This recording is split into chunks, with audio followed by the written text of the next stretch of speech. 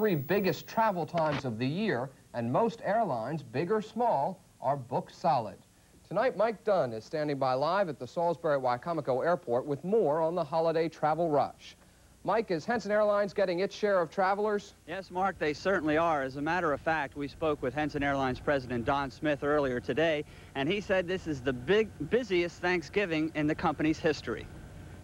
Evidence of just how busy the airline is could be seen earlier today, as two full Henson flights arrived within minutes of one another here in Salisbury. I think you have to go back farther than just the Dash. You have to look at the progression in aircraft types going back into the 70s. From 1982 or 3 earlier, regionals had always had small airplanes. The Beech 99, which was a 15-passenger, very uncomfortable, pretty much first-generation turboprop. And then the improvement on that was the Shorts 330, where passengers could stand up. And that was really a box with the wing over the top, but it was unpressurized, so you couldn't go above 10,000 feet, which meant you spent a lot of time in the weather. They were always just on the edges of the airline business, and then came along deregulation, when basically anybody could fly anywhere, and it was so inexpensive to do it with a regional airline.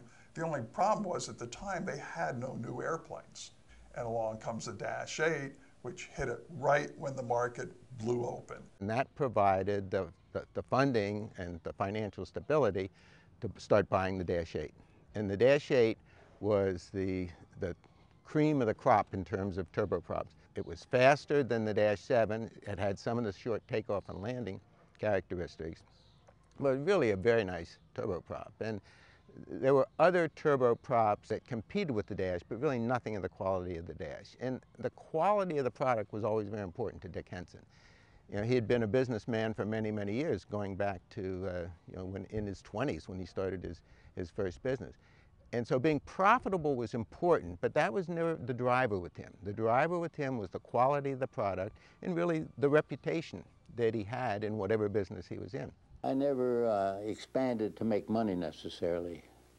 Money seemed to, if you build a better mousetrap, the funds will be there and you will make a profit. He was a test pilot for 30 years with Fairchild Aircraft, so he had a real understanding, more so than most airline guys, even though most of them were pilots, of how an aircraft was built and what was important in the construction of an aircraft. The name Dick Henson, of course, to all us aviation lovers is certainly not a new one. Well, I know you've been with this outfit a few weeks anyway. Yes, I have. That's quite nice of you to say that. I've been here almost. We're all excited about the Dash 8, brand new Dash 8. We were going to be one of the first customers. I was here when Mr. Henson brought the first Dash 8 into Salisbury, and he had quite a bit of fanfare with it, and he showed everybody he could fly it. They all called and said, you know, what time the airplane would probably be here with Mr. Henson and Lou DeWeese. He did a low pass. He had his gear up, flaps were up, engines seemed to be, you know, full bore, which is kind of what we expected. But what we didn't expect was whenever he got right in front of the crowd, he just pulled that airplane and it just went almost straight up. And of course we were all sucking wind, you know. I thought he was going to go into orbit, or one of those engines was just going to give out. And then he did one maneuver where he went straight up in the air and just let it hang down and just kind of like fall, and then he just took off straight. But it was, man, it was incredible to see him do those type of maneuvers, and it was a fast aircraft. When they did land, Mr. Henson got out and he had the biggest smile on his face. He just walked down and, you know, he was waving to everybody and had a big smile on his face. But when the Havilland test pilots who were riding with him got out, they were about white as a sheet. Well, I think he was demonstrating what Mr. Henson could do, but yeah, and also too what the Dash could do as well. It was the cutting edge premier airplane out there. Yeah. For regionals, it was a whole new level of regional service. American 876, you'll be number 6 or 7 for departure, depending on how we go.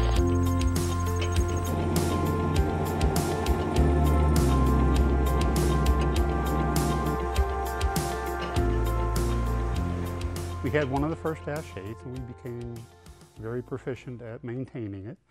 On the maintenance side, there was a lot of things, starting with Mr. Henson. I mean, before we even took the Dash 8, he's the one that kind of fixed the cargo compartment baggage restraint system. It took, I don't know, 15, 20 steps to close the baggage door before we got the airplane, and then he, huddled up with the engineers, says, look, we got to do something. He loved being ahead of everybody else, and he was ahead of every other regional carrier out there with this equipment. He made sure the aircraft had an APU on it, which was something new to us and to the industry. Every piece on that aircraft has written information on it on how to install. The maintenance just blows your mind, and these guys are great. I will say it was a comfortable feeling working on the same piece of equipment for 30 plus years.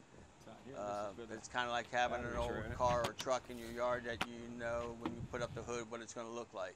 Yeah, I guess it went through a cycle. Obviously, right at first, it was a lot of teething problems, like I said, but after we did a lot of modifications, learned more about the aircraft, everything went pretty well. And of course, then it started to age, and then we started to get into the aging type issues, and we tackled those also. A lot of that stuff you do, it's the first time, nobody else had done it. When I first started, it was, here's the part, go put it on the airplane.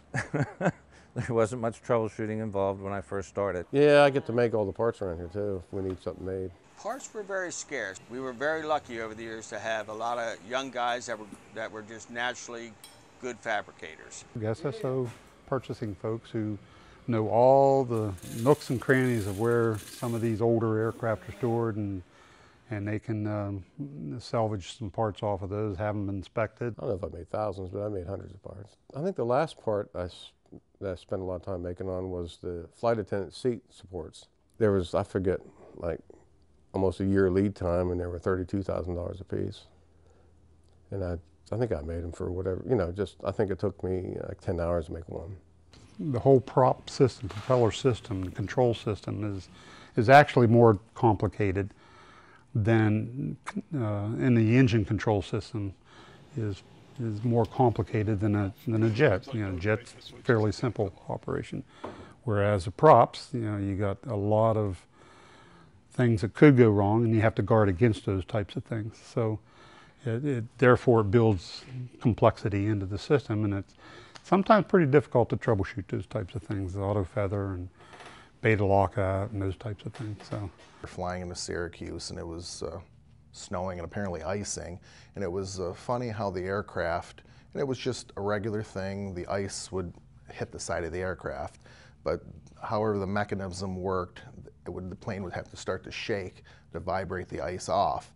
And of course I called the captain and said, well, what's going on with this? He goes, oh, that's just something that the aircraft does to get rid of the ice. It's all right. Of course the other passenger's looking at my face, and I'm like, I feel like the Dash is a tank that can take care of you if anything happens.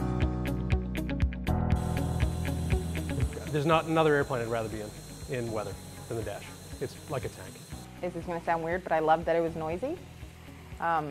I loved the turbulence. I know that sounds weird, but I did. I never wanted to be on anything else. So I was glad. That's one of the main reasons I came here. I had opportunities to go to other airlines, but I had no desire to work on a different kind of plane. Every time, right after takeoff, and I'm on a prop airplane, I just kind of fall right to sleep. It puts me right to sleep. So I kind of like it that way. The turbulence and the noise made me tired. It did. I can fall asleep on a Dash like that. That's the only drawback to the Dash noise. It's very, very loud. And a lot of customers complain about that. I had two men that flew I think it was Tuesday and Thursday, and I happened to get them every now and then. They loved it because it was noisy, because if there was a baby crying, they couldn't really hear it. In many ways, in terms of electronics and the systems ahead of its time, compared to the other turboprops. And then you have to remember that not only did we have the 100s, at one time we had a fleet of almost 20 Model 200s, which were a big improvement, a more powerful engine, a better air conditioning system, same number of passengers, but a much faster airplane. And we had a fleet of 200s that we flew in Florida that were very, very successful. And then, of course, the 300, which was the 50-passenger version, but using the same engine that the 200 had.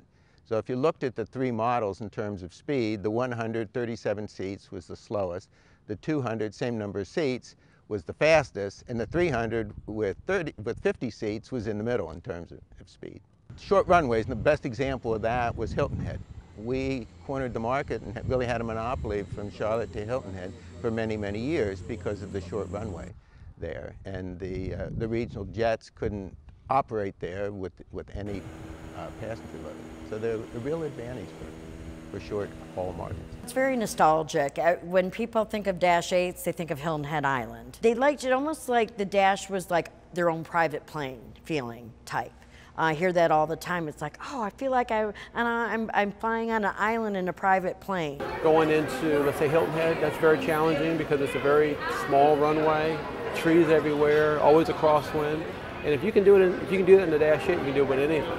No matter how small that airport we are, the Dashes always came through and brought our passengers safely in and out. And the thing about a Dash 8, you could almost load it by yourself because you didn't need a belt loader unless you had something really heavy, but you could really load it yourself and you could jump in it in the cargo bin with ease. So it was a fun aircraft to work, easy aircraft to work, exciting. You always had to keep in the back of your mind the props. You know, once the props are turning, a certain speed, you can't tell that it's there, especially during nighttime. That was a big challenge. Dash 8 was built in Canada and for Canadian type terrain, I think, and Canadian weather, unfortunately, because it's not too good when it gets warm, but it's very good when it gets cold. I've never really had any bad experience on the Dash. It did get a little hot in the summer. But I just kept putting it in my mind too, okay, I'm gonna lose weight, that's fine, that's fine. If the air conditioning worked better in it, I would have nothing at all bad to say about the airplane. You might as well open the refrigerator door in the back of it. That's about what you're getting as far as air conditioning goes. If it wasn't for the air conditioning, it would be a perfect airplane. I flew the Dash for about 15 years, and there's things you can do in the Dash 8, in a transport category airplane, that you can't do in any other airplane, with passengers. In a normal environment, without that ability, Philadelphia would be seriously clogged up because of the arrival rates and things like that, which I'm sure they're missing the airplane now. Fast, low, as fast as anyone else, almost, to close in, very slow over the numbers, 85, 90 knots. You could fit the airplane into the system. And the good controllers would know that. And DCA, for example, was fantastic. They'd always fit you in and make things work. It was just a perfect airplane for that type of what we did with it, the routes we flew with it. It was perfect. We were on our way to 72, but some of those deliveries were stopped after 9/11 because the industry was just absolutely rocked by 9/11. There were many times where we would look like we weren't going to make it to the end of the year. I mean, literally, we were going to have to leave, and that made it tough. You didn't know whether you're going to come in and move, you're going to have to roll your toolbox out. But then after so many years, you just laughed every time somebody would talk about it because of all the things we went through, nothing seemed to take us down. They tried, but we stayed afloat. The time of the layoffs was a difficult time here. But again, I think because of the reliability of the Dash 8s and the reputation of this regional airline, I think that's what held us here. From what I've heard, except for a short period during the actual bankruptcy and after 9/11, we as a company were always cash positive. And that's mostly due to the Dash 8. The Dash is just something that grows on you. And people say you either love it or hate it. I loved it. So it was they're like my little baby. And I would name some of them. I'm like, oh, that's my baby. Everyone has their favorite Dash. They see the number. They're like, oh, that's my favorite one. They always do. It never fails. You drive several different cars, you're going to have a favorite car. Something that feels good. I mean, it's a machine, and if you do the same machines, there's going to be one that you're going to like more than the other. It's funny how they were all the same but different. Kind of like your kids. Someone would say something about it, and it was like they were talking about your child. You're like, don't say that. Only I can say that about the Dash. You can't. You grew accustomed to one may have a dimmer lights in the cabin, one may land differently than others. And there would always be something kind of weird that would happen, and you're like, oh, that's just 336, you know? And that's just, they were like people. I don't know how else to describe it. It's kind of weird, but once you're on there for 10 years, you know, it really becomes home. You spend so much time on a plane. It really is like your space. We did have one that it was the Sabre number on the nose of the aircraft was ERL, and people started calling it Earl, you know, and Earl's coming in, guys. Earl's coming in, guys. Well, 906, of course, is my favorite. First one we saw fly in here. For some reason, it sticks in my mind. 914, I always liked. I don't know why. And then there was 908. 908, which was the manager's plane, we always said, because the Havilland was on a strike. So management built the airplane. And I had the good fortune or misfortune to go up and pick it up. But it was nothing but headaches because management put it together. You cannot believe all of the problems. And that's one of those airplanes when you're walking across the ramp that you've been swapped into, you go, oh no.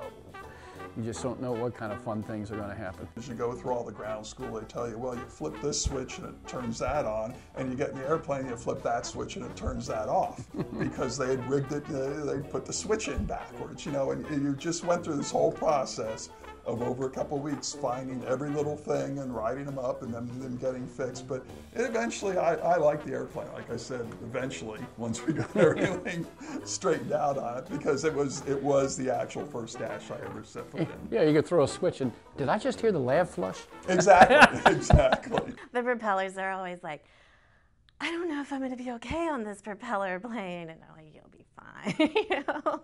So, but it's amazing that the people want to touch the propellers. That's the crazy thing. They always want to reach up and walk over there. You have the gate agents going, no, no, no, no, no.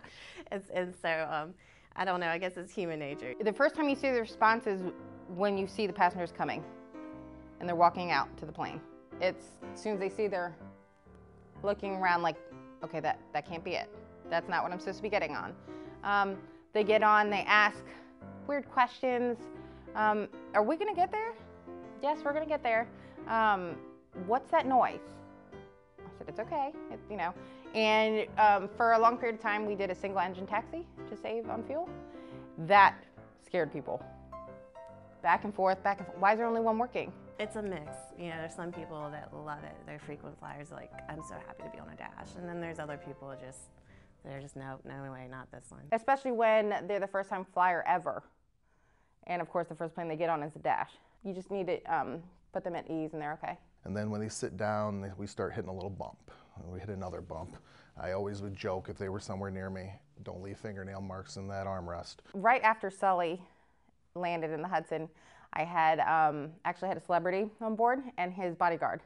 His bodyguard was deathly afraid of flying. And he was a big, big man. And of course he sat right in front of me and he is white knuckling the seat. And I asked if he was okay. And then he saw something that said US Airways on it. He's like, oh, this is US Airways. We can land in the Hudson. I said, but that's not gonna happen. Yeah, I've met a lot of celebrities through here. I've had Woody Harrelson, Boy George. I've met John Legend. Pro wrestlers like Andre the Giant. Helen Hunt. Ron Howard was on one time. LL Cool J. He wasn't on my flight, but I saw him in Philly. He was going to another dash, actually. I think one of the better ones, too, was Bill Paxton, who since has passed away also, but he talked to me, sat in front of me. He talked most of the flight. Famous people. I had Henry Winkler on my flight, and I still remember it was from Philadelphia to Ithaca. And I saw him in the boarding area, and I looked at my phone, and I was like, I think that's Henry Winkler. And he said, who? And I was like, the Fonz. My first officer, Dale Linton, says, well, I got one. And we said, well, what's yours? And he said, well, not too long ago I had my birthday and I was flying with Jim Moore. We came to Baltimore up to Westchester County. And I said, you know, we let the people off and I was finishing up my logbook. And he said, when I walked out of the cockpit, there standing in front of me was Diana Ross, who broke out into Happy Birthday Dale. The flight attendant knew she was on and set her up for it and she was willing to do it. We all just looked at him and went, we got nothing. I mean, I had a captain call in and tell me that his airplane was flying slower than other ones in the fleet by 4 knots, and he figured it was because he was flying through rain that morning, and he was dead serious. So we do have our calls that we all giggle about. We get surprised all the time. Why, how the heck does somebody do that? I want to say it was Middletown to Philly where we had to fly with gear down, and we depressurized, but I didn't know that. We were fairing, so I was sitting in row 9 with my earbuds in because I had no passengers, and you know, they were flying with the flight deck door open because, again, no passengers, and they hit the call button, and I looked up, and they had their masks on. These guys were jokesters, though, so I was like, oh, haha, yeah. They dinged me again. I looked up, and they're waiting for me to come up, so I came up to the front. I'm like, what is it? And they said, do you need the mask? I said, for what? And they said, we depressurized. I said, oh, no. I said, I was wondering why I had a headache. I thought it was because I was hungry, and they're like, no. It happened to Doug Zaffino, who is a great friend of mine. He's since retired. He says they're en route, and he gets this frantic call from the flight attendant that there is an alligator loose in the airplane. And he's like, what, are you kidding? And she's like, no, there's an alligator. It's running back and forth. And he thinks she's kidding, and she finally convinces him, no, there really is. And so there's some commotion going on back there. It finally settles down a little bit, and the flight attendant gets back to him and says, well, it wasn't an alligator, it was an iguana that got loose. And he's like, an iguana, who brought an iguana on the airplane? How many road trips I've been on? I don't know, more than you can shake a stick at, I guess. I thought one of the interesting things we did, we went down on that job, we assessed the engine, it was fine, so we put a new propeller on it. We took an engine with us and trying to figure out how to get it back, so we took out a bunch of seats in the back, stuck it in the back, strapped it down, and we all flew back with the engine in the middle of the airplane. Yeah, we pulled the seats out and piled them up in the back, took the bulkhead down, stuck the engine in the back of the airplane and pushed it up towards the middle, flew back. Row 9 definitely was the bunk beds of the, you know, when you were on a road trip, it was who was going to get row 9 to sleep. I loved row 9 because when we had long sits, if I didn't have to go in the airport, I didn't. I would kind of lay across row 9 and, you know, rest, take my nap, or just hang out. When row 9's full, that's different. It's a little hard. Have I found people in row 9? You know, over the years, anybody that worked for me didn't go in row 9 because I knew where they were at and what they were doing. They didn't have time to go back there. I've had people fall asleep in row 9, and they have no idea that everyone else is deplaned until I do my final walkthrough. Flying in the Dash, which is sort of a work-intensive airplane, it requires your attention quite a bit, and flying in the airspace here, it's fun. It's a little bit challenging at first, but it's really fun. Yeah, the Dash is a lot of fun. It's one of the most enjoyable planes I've flown so far.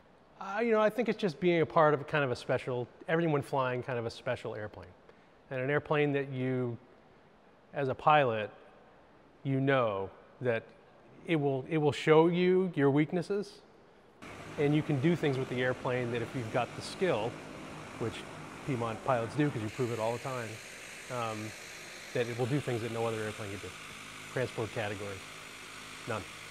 You could fly the autopilot, and it was a great autopilot, but if you had to disconnect the airplane, you could fly the airplane and make it do things that the autopilot couldn't. But also, it would show if you had a weakness in some area, you had to fly it. It's a pilot's airplane, especially with the stuff that we did with the airplane. Coming into Salisbury or non-towered airports, doing full approaches, things like that, they weren't automated. So with the big airliners and stuff like that can do all these automated approaches that actually they can't do any of the stuff we could, circling and things like that. Your skills had to be pretty sharp. I think everybody mentors everyone. As long as you're willing to learn, they're more than happy to help you. The really senior guys that you'll fly with, they've flown a lot of different airplanes. They've had a lot of airline experience, you know, here or maybe a few other airlines too. The atmosphere is a great company, and everybody you work with is like your family away from home, so it's really pretty nice. I got a phone call from Steve Kiefer and Pike. He said, listen, we have a special assignment for you if you can go today. I'm like, yeah, I mean, well, obviously, what is it? Because this is the most secretive thing on the property of Piedmont right now. It was, I believe, Mr. Isom that said to Lyle when they were looking at things that they could do for Steve for his retirement, hey, Steve's always been bugging me about a paint scheme. I think it's the paint job that everybody wanted to see on the airplane. We all wanted this paint scheme. and it never happened. Whenever 837 was in the line of airplanes to be painted, I was like, that would really kind of be the perfect airplane, because it was really supposed to be way back when an original Henson delivery. It got changed to be Allegheny's first delivery. And even the paint guys were like, you've got to see this airplane. It's absolutely fantastic. They were thrilled with the paint job. The timing of it landing in Salisbury was supposed to be pretty much right at dark or after dark, so that we could get it landed and in the hangar here and then wrap it up here so other people wouldn't take pictures of it. Trying to keep the secret. Covering the uniqueness of the airplane.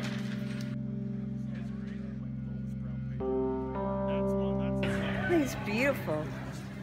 Very touching. I think it's fabulous. Couldn't look for a better tribute to a wonderful, wonderful CEO. Bill and his wife Ruth Ann and Donna and I walked over, and we walked through Hangar 1, and when we got to Hangar 2, and we went through the tunnel between the two hangars, there was a tarp hanging down. And I thought, what in the world is this tarp here for? So we walked around the tarp, and the first thing I saw was the dash in the old Piedmont livery, which I had tried for years and years to get. And then I saw that there must have been 100 or 150 people in the hangar, and it just, you know, don't think, even thinking about it today. Oh my goodness gracious.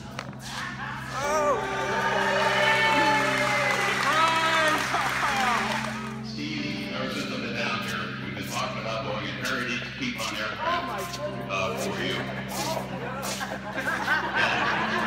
We finally did one. You know, your first thought is, how did I get this approved? Well, you know, it's changed now, so what are they going to do to me? When I saw my name, I mean, I just lost it. You know, to think that, I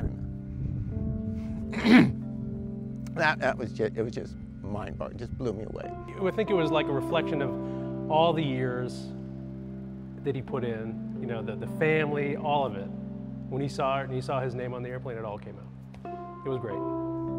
Probably as emotional as I've ever been in 30 years. You all mean so much to me and Donna for over the years. I'm gonna miss you all enormously, and I hope you realize that. Thanks, Steve. Thanks. Thank you.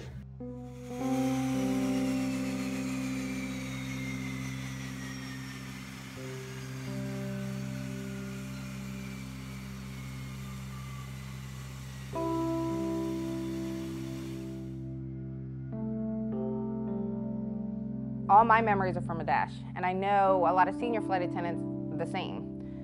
10-year, 20-year, 30-year people, that's their plane. It's the Dash. To me, it's like the end of an era for a lot of people. We were a Dash airline, and now we're not. I'm sad, you know, I see one, I just saw one in the hangar, and I'm like, they're taking pieces off of it. You know, they're taking the seats out. It's kind of sad. It was surreal. Dash was a good airplane. I mean, it paid for a lot of things for Henson Piedmont Airlines because it was their bread and butter, you know. The Dash, you know, yeah, it was a tank, but it also kept service to communities that would not have had service. I mean, maybe someday those that don't have service right now will get it again, but I'm sure people now are sorry they ever said anything bad about the Dash. I don't know if I'm sad. It's just it's just inevitable because they quit making the airplane. And once you get so far on them, they're done. I really don't know what he would think. Probably just facing progress, you know, as we go along with jets, you know. He knew that was eventually going to come. I am going to truly miss our Piedmont crew. This is emotional because all those crews are like, this is the last time we're flying here, and they're crying, and you know, you build these relationships. It's not just an airplane, it's part of your life. It's the friendships that you've developed over the years because of that aircraft. I fly on our airline and am very proud most times of what I see as a passenger. I was meeting my mom last year in Charlotte, and my plane landed, and by the time I got down to C, she goes, "Where have you been? It's been like 45 minutes." I said, "Hey, I can't get through E without seeing a flight attendant or a captain or a former coworker or former mentor or something." That's the thing that we all could rally around, that everyone would oh, it's a Dash 8, right? But we were like, it's a Dash 8, right? So it was a good thing for us. It's kind of our symbol. I think years to come, all these young children that have been flying in and out over the years, they're going to come back to Hilton Head. They're going to be like, "What happened to the, the Dash 8s?" There has to be an end at some time. There always has to be an end. So we're just lucky enough to see it. Yeah, be part of it. Yeah. It was a blast. Yeah, I mean, it is. It's been a rare moment.